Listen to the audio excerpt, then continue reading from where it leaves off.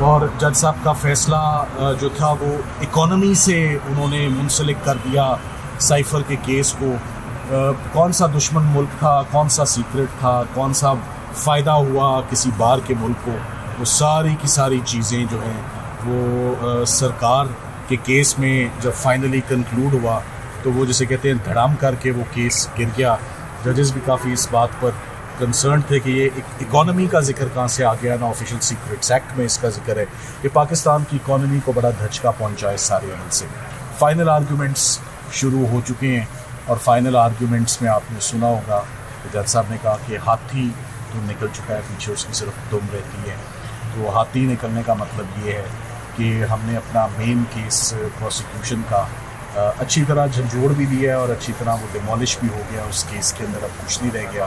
اب پیچھے ایک چھوٹا سا چارج جو رہتا ہے کہ یہ رسپانسبلٹی کس کی تھی اور سائفر واپس نہیں آیا, اس کے اوپر کل کچھ دلائل مزید میں دوں گا. 15 منٹ کے میرے دلائل ہوں گے اور اس کے بعد پھر ڈپینڈ کرتا ہے کہ ججز کتنا سننا چاہتے ہیں پروسیکیوٹرز اور وہ کتنا ٹائم لیتے ہیں.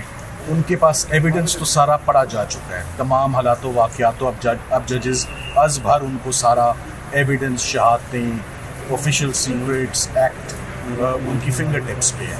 تو اب جو اسسٹنٹ ثانی ہیں سرکار کی جانب سے, انہوں نے ہمارے صرف سوالوں کے جواب دینے ہیں کہ ڈاکیومنٹری ایویڈنس کدھر ہے. ڈاکیومنٹری ایویڈنس تو صفحہ مثل پر آیا ہی نہیں ہے. سو اب ان کو بتانا ہے کہ انہوں نے یہ ڈاکیومنٹس جو سارے کنسیل کیے ہیں, سپریس کیے ہیں. نہ ڈی مارش سامنے آتا ہے, نہ نیشنل سیکیورٹی کمیٹی کی میٹنگ سامنے آتی ہے, نہ اس میں تذکرہ آتا ہے سپریم کورٹ کی ججمنٹ کا کہ سپریم کورٹ نے ووٹ آف نو کانفیڈنس میں بڑا ایکسٹینسولی اس معاملے کو جو ہے وہ ڈسکس کیا. تو ان سارے پہلوؤں پہ اب صرف یہ چیز بقایا رہ جاتی ہے کہ کوئی لاپرواہی تو نہیں برتی گئی. لاپرواہی کہ اگر یہ کیس صرف لاپرواہی کا پیچھے رہ گیا کل ایکسپلین کرنا, تو کل ہم انشاءاللہ وہ بھی کر دیں گے. اور جج صاحب کا فیصلہ جو تھا وہ اکانومی سے انہوں نے منسلک کر دیا سائفر کے کیس کو. کون سا دشمن ملک تھا, کون سا سیکرٹ تھا, کون سا فائدہ ہوا کسی بار کے ملک کو, وہ ساری کی ساری چیزیں جو ہیں وہ سرکار کے کیس میں جب فائنلی کنکلوڈ ہوا تو وہ جسے کہتے ہیں دھڑام کر کے وہ کیس گر گیا. ججز بھی کافی اس بات پر کنسرن تھے کہ یہ اکانومی کا ذکر کہاں سے آ گیا. نا آفیشیل سیکرٹس ایکٹ میں اس کا ذکر ہے. یہ پاکستان کی اکانومی کو بڑا دھچکا پہنچا ہے اس سارے عمل سے.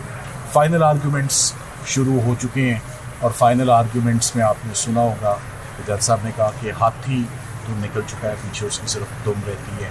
تو ہاتھی نکلنے کا مطلب یہ ہے کہ ہم نے اپنا مین کیس پروسیکیوشن کا اچھی طرح جھنجھوڑ بھی دیا ہے اور اچھی طرح وہ ڈیمولش بھی ہو گیا. اس کیس کے اندر اب کچھ نہیں رہ گیا.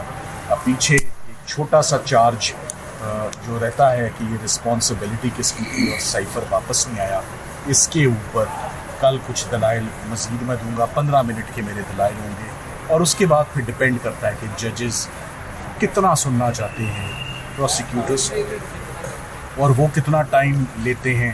ان کے پاس ایویڈنس تو سارا پڑا جا چکا ہے, تمام حالات و واقعات. تو اب ججز از بھر ان کو سارا ایویڈنس, شہادتیں, آفیشیل سیکرٹس ایکٹ ان کی فنگر ٹپس پہ ہے. تو اب جو اسسٹنٹ ثانی ہیں سرکار کی جانب سے, انہوں نے ہمارے صرف سوالوں کے جواب دینے ہیں کہ ڈاکیومنٹری ایویڈنس کدھر ہے. ڈاکیومنٹری ایویڈنس تو صفحہ مثل پر آیا ہی نہیں ہے. سو اب ان کو بتانا ہے کہ انہوں نے یہ ڈاکیومنٹس جو سارے کنسیل کیے ہیں, سپریس کیے ہیں. نہ ڈی مارش سامنے آتا ہے, نہ نیشنل سیکیورٹی کمیٹی کی میٹنگ سامنے آتی ہے, نہ اس میں تذکرہ آتا ہے سپریم کورٹ کی ججمنٹ کا کہ سپریم کورٹ نے ووٹ آف نو کانفیڈنس میں بڑا ایکسٹینسولی اس معاملے کو جو ہے وہ ڈسکس کیا. تو ان سارے پہلوؤں پہ اب صرف یہ چیز بقایا رہ جاتی ہے کہ کوئی لاپرواہی تو نہیں برتی گئی. لاپرواہی کہ اگر یہ کیس صرف لاپرواہی کا پیچھے رہ گیا کل ایکسپلین کرنا, تو کل ہم انشاءاللہ وہ بھی کر دیں گے.